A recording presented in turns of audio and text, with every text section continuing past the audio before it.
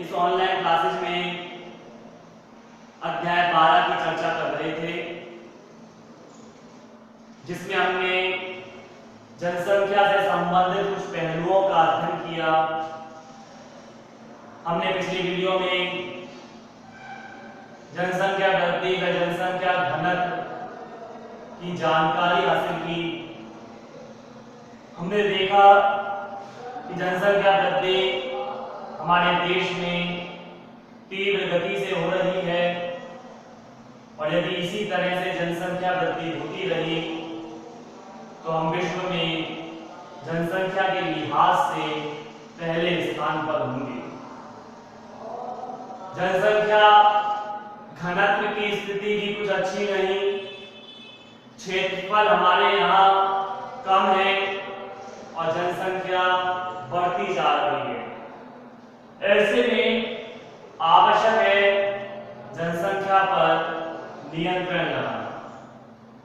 जनसंख्या घनत्व की परिभाषा हमने देखी थी कि प्रति वर्ग किलोमीटर में निवास करने वाले व्यक्तियों की संख्या जनसंख्या घनत्व कहलाती है।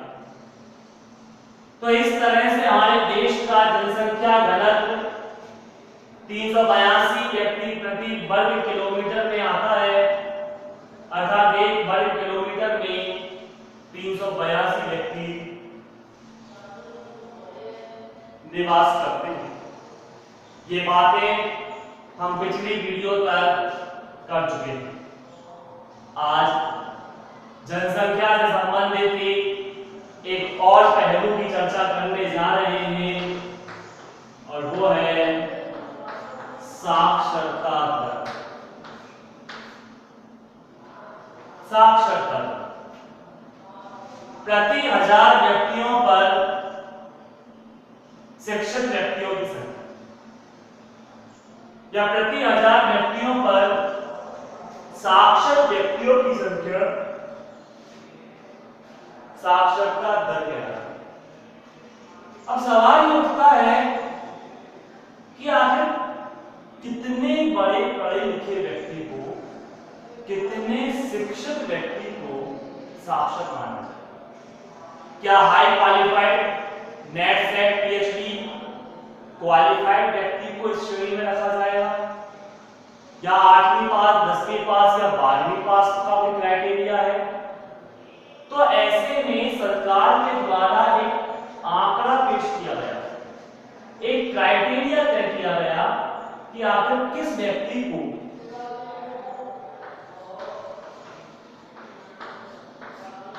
साक्षर कह सकते हैं। ध्यान दें, 7 वर्ष या उससे अधिक का कोई भी व्यक्ति, 7 वर्ष या उससे अधिक का कोई भी व्यक्ति जो पढ़ सकता है, लिख सकता है, समझ सकता है, ऐसे व्यक्ति को साक्षर कहा जाता है। 7 वर्ष या इससे अधिक का कोई भी व्यक्ति जो पढ़ सकता है, लिख सकता है, समझ सकता है, ऐसे व्यक्ति को साक्षर कहा जाता है। और प्रति 1000 व्यक्तियों पर ऐसे साक्षर व्यक्तियों की संख्या साक्षरता दर कहलाती है। याद रहेगा आपको, प्रति 1000 व्यक्तियों पर साक्षर व्यक्तियों की संख्या साक्षरता दर कहलाती है। और साक्षर का आशय 7 वर्ष या उससे अधिक का कोई भी व्यक्ति जो पढ़ सकता है, लिख सकता है, समझ सकता है, उसे साक्षर कहा जाएगा। आज हमारे देश के सरकारी प्रयासों के बावजूद सरकार काफी प्रयास कर रही है साक्षरता को बढ़ाने के लिए, लेकिन उसके बावजूद हमारे देश का साक्षरता प्रतिशत 74.04%, जो बढ़कर लेटेस्ट आंकड़ों के मुताबिक 77% हो चुका है। ये 2011 की रिपोर्ट के मुताबिक है। वर्तमान रिपोर्ट के अनुसार लगभग 77% साक्षरता हो चुकी है, लेकिन ये अभी भी कम है। अभी भी देश के 23% आबादी अशिक्षित है। जापान की बात करूं तो जापान का साक्षरता दर 100% है।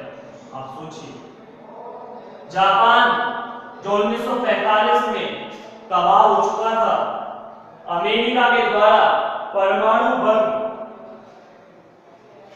गिराए जाने के कारण 6 अगस्त 1945 और 9 अगस्त 1945 के समय जापान तबाह था, लेकिन जापान ने अपना विकास किया और जापान में आज साक्षरता दर 100% है। लेकिन हमारा भारत 1947 में आजाद हुआ, तब से लेकर भारत अपना विकास अभी तक कर ही रहा है और भारत की साक्षरता प्रतिशत आज भी 70% है, जो काफी कम है। सरकार प्रयास कर रही है, लेकिन सरकारी प्रयासों का तब तक सफल पूरी तरह से नहीं हो सकते सरकारी प्रयास, जब तक समाज इस कार्य को आगे ना बढ़ाए। सरकार के द्वारा साक्षरता दर को बढ़ाने के लिए कुछ लालच दिए गए, कुछ प्रोत्साहन प्रदान किए गए, जिसमें निःशुल्क साइकिल वितरण योजना रखी गई कि बालिकाओं को साइकिल दी जाएगी यदि बालिकाएं बोर्ड क्लास में अच्छे परसेंटेज लेकर आती हैं। देवनारायण छात्रा स्कूटी योजना, स्कूटी का वितरण करने की योजना चलाई गई छात्राओं के लिए। गार्गी पुरस्कार रखा गया है, 75% से अबव लाने पर बोर्ड क्लासेस में गार्गी पुरस्कार मिलेगा। इंदिरा प्रियदर्शनी पुरस्कार कक्षा 12 में टॉप 3 के अंतर्गत आने पर डिस्ट्रिक्ट लेवल में बालिकाओं को पुरस्कार मिलेगा। इसके अलावा लैपटॉप वितरण योजना शुरू की गई राजस्थान के अंतर्गत। प्रौढ़ शिक्षा कार्यक्रम शुरू किया गया है, यानी वे व्यक्ति जो अधिक उम्र के हो चुके हैं या दिन के समय जो कार्य पर जाते हैं, शाम पढ़ने पर वे अध्ययन कर सकें।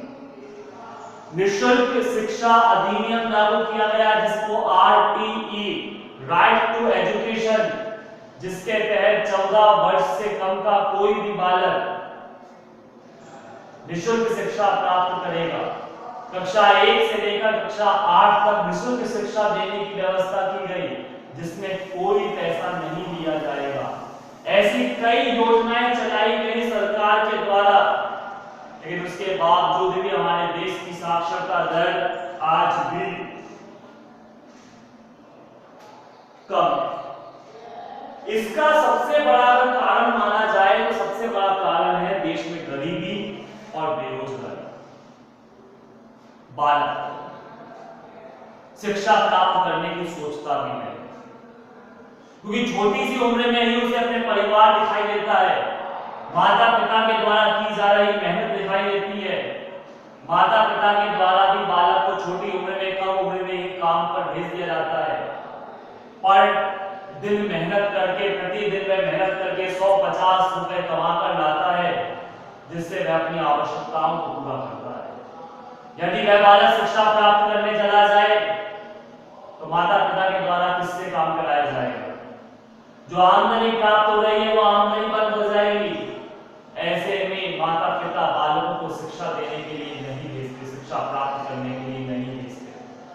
हालांकि सरकार ने इस कार्य के लिए योजना चलाई गई, मिड डे मील योजना, यानी मध्य अवधि भोजन की योजना, जिसमें बालक को लंच में विद्यालय की तरफ से भोजन दिया जाएगा। यानी बालक के भोजन की जो समस्या थी वो समाप्त हो गई, लेकिन इससे भी साक्षरता पर कोई प्रभाव नहीं पड़ा। बालक हाफ टाइम विद्यालय रुकता, भोजन प्राप्त करता और बाउंड्री पार करके चला जाता। कई विद्यालयों में ऐसा पाया गया, कई विद्यालयों में ऐसा देखा गया, जहां बालक सिर्फ भोजन ग्रहण करने के लिए आता है और उसके बाद उन्हें शिक्षा से कोई मतलब नहीं। आखिरकार सरकार की यह योजना भी कोई खास अपना प्रभाव नहीं दिखा पाई। छोटे बालकों के लिए दूध की योजना शुरू की गई, ताकि बालकों को पोषण की प्राप्ति हो सके, लेकिन आखिर उससे भी कोई लाभ नहीं मिला। कारण है, सबसे बड़ा कारण है माता पिता की आर्थिक स्थिति का निम्न होना। जब तक माता पिता की आर्थिक स्थिति मजबूत नहीं होगी, तब तक माता पिता को बेरोजगारी का दर्द झेलना नहीं पड़ेगा। जब माता पिता को रोजगार की प्राप्ति होगी, आमदनी का एक स्रोत अच्छा होगा, तो ना सिर्फ माता पिता की बालक भी इस बारे में सोच पाएगा कि उसे शिक्षा प्राप्त करनी है। तो साक्षरता दर को बढ़ाने के लिए सरकारी प्रयास काफी रहे, लेकिन उसके बावजूद भी कोई खास प्रभाव नहीं दिखा पाए। आज भी देश की साक्षरता प्रतिशत, साक्षरता दर 77% ही देखने को मिलती है, जो काफी कम। हमारे देश का एकमात्र राज्य केरल है जहां की साक्षरता दर 90% से ऊपर पहुंचती है, लगभग 93%। अन्यथा अन्य राज्यों की साक्षरता दर की स्थिति बहुत खराब है। राजस्थान की साक्षरता दर तो 67% पर ही सीमित है। आप सोचिए, राजस्थान के अंतर्गत कितने लोग अशिक्षा का दर्द झेल रहे हैं। तो आवश्यक है ना सिर्फ सरकारी प्रयासों को बढ़ावा दिया जाए, अपितु समाज को और परिवार को भी इस कार्य के लिए आगे आना होगा। साक्षरता दर के बाद हम अगले टॉपिक की शुरुआत करते हैं, और वो है लिंगन।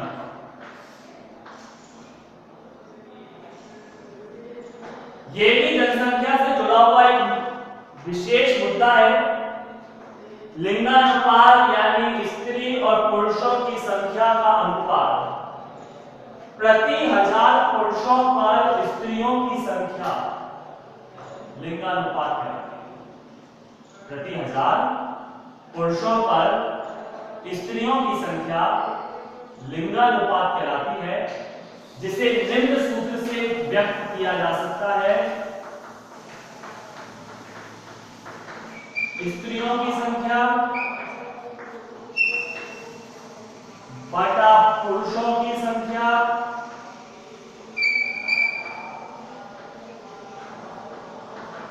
गुणा 1000।